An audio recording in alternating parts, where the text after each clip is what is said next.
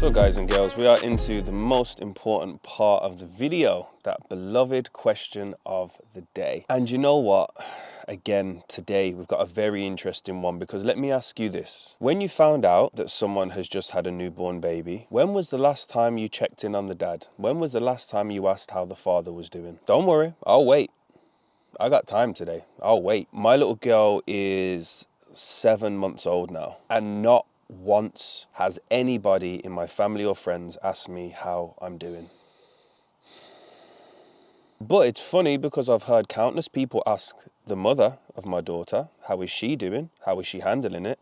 But not a single person has asked me. Oh, and by the way, I'm not trying to wear these to flex on anybody. The sun, the beautiful sun, has come back out today. The second time this year, I think, the second time in 2026 that it's actually come out, and I'm trying to absorb every little bit while bringing you guys the goodness. But anyway, back to the question. Loads of people will come to you and ask, how's the baby sleeping? Is the mother doing okay?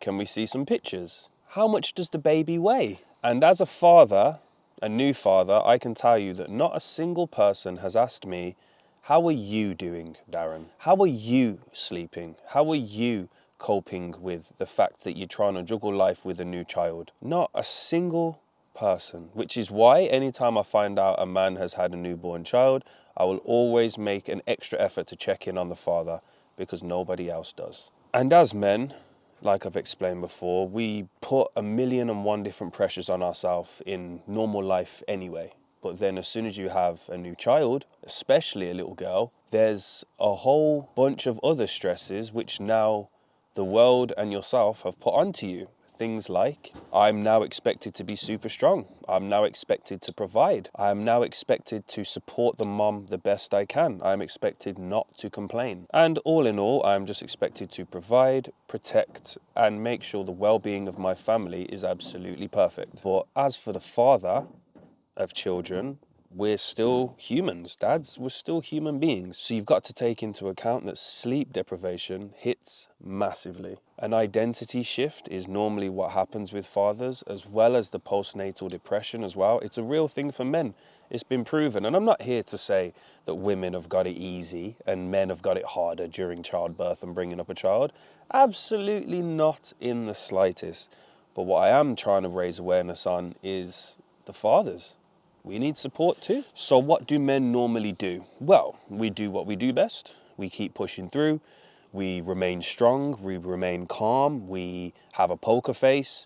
And as well as all the other struggles which were beating us down before, we now just put these new struggles on top and don't actually take time to break them down. We haven't even broken down the stuff that we were struggling with before we had a child, let alone all the stuff now that we've put on ourselves. So we keep working through, we keep pushing harder and harder and harder and try to cover up all the cracks. But that's exactly what happens in the end. We do crack, because we're humans. We can't carry the weight of everything without talking and without sorting through problems. Like, just because you have a child, it doesn't now make you the strongest man in the world mentally and physically.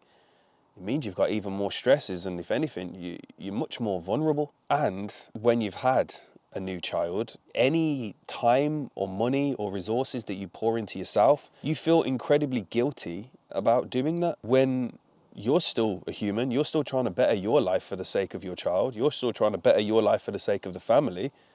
But you have this ever-growing guilt that any time you put into yourself is greedy, and that you should be putting all of the time into your child, when essentially men still need to train. We still need to be fit. We still need to make sure we are strong enough and fit enough to take care of our families. But that's the one thing that we neglect the most. We treat men like machines. Train harder, work harder, provide harder, but no one stops to think about the engine overheating. No one stops to think that that engine might be cooked beyond belief, and any extra stress or momentum put onto it is just going to break it. So while we're all trying to be the world's strongest man and the world's best bodybuilder and the world's best runner and the world's best rower, and we're as men, we're trying to be the best at something, or we're trying to conquer quite a few things. But let me ask you this.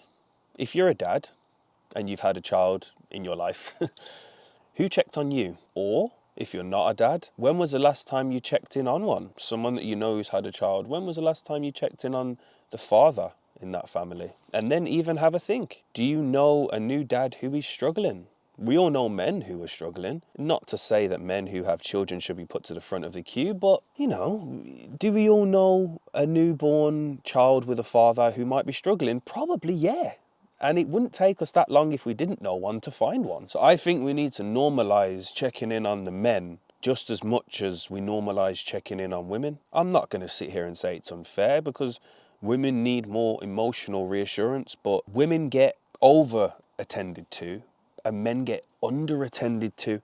It's not like men just about get enough and women get more, so some men are saying, oh, we want that little bit more. No, the people attend to women's needs up here, whereas the man's needs are down here all the time. Whether you've got a new family, whether you've just come out of the hospital, like whatever it is, that's just how it is now. And I think that needs to change, because we're just going to have a growing population of men who are just consistently struggling, because strong men still need support. Fatherhood doesn't just cancel out mental health. It doesn't just make you this ultimate warrior. No, it makes you a hell of a lot more vulnerable. It makes you have a lot more on your plate. And it makes going to the gym harder, eating harder, finding time for yourself harder, finding time for others harder. It makes everything harder. So we need to check in on the men as well as the women to make sure they're okay. So yes, I would like to set you guys that challenge of messaging a new father today. Just message them, send them a message and say, mate or bro, how are you doing, man? Or go and find someone who you know, maybe in your family or a close friend, check in on them. Say, mate, how are you doing? I bet no one's asked you, but how are you doing? How are you sleeping? How's things with you? And I guarantee it won't take long for that man to just crumble, because it's hard. If they did, when I needed someone to ask me and I needed someone to speak to, I would have broke down and cried straight away. And that's me as someone who likes to think that they're mentally tough, goes to the gym every day, you know, does all the difficult things. Like, I don't run away from a difficult challenge, but having the most beautiful little girl in the world has definitely added a new layer of stress to my life, which is very difficult to deal with. And one thing, my closing statement to you guys, my closing statement will be, any time before I had my daughter, any time I said I was tired, I lied. I was never tired before I had a daughter, because now, trying to recover from a leg day when you're on too little calories with barely any supplements because your money's gone on other things, and you've got a daughter who wakes up every 2-3 hours in the middle of the night, it is painful to try and recover. But we have to keep going. We have to stay strong.